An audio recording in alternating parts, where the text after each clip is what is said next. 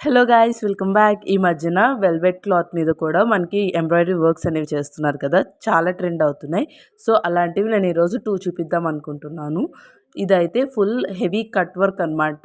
అన్ని pastel colour flavours వచ్చాయి and హ్యాండ్కి కూడా ఆల్ ఓవర్ వచ్చేసింది వర్క్ మొత్తం కూడా.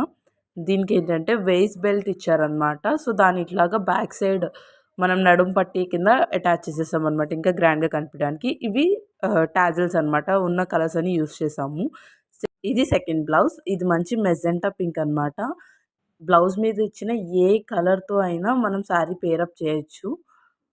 మంచి ఫ్లోరల్ ప్రింట్ ఇచ్చారు అండ్ ఫ్లవర్ కూడా ఏంటంటే యాప్లిక్ వర్క్ చేశారనమాట పైన.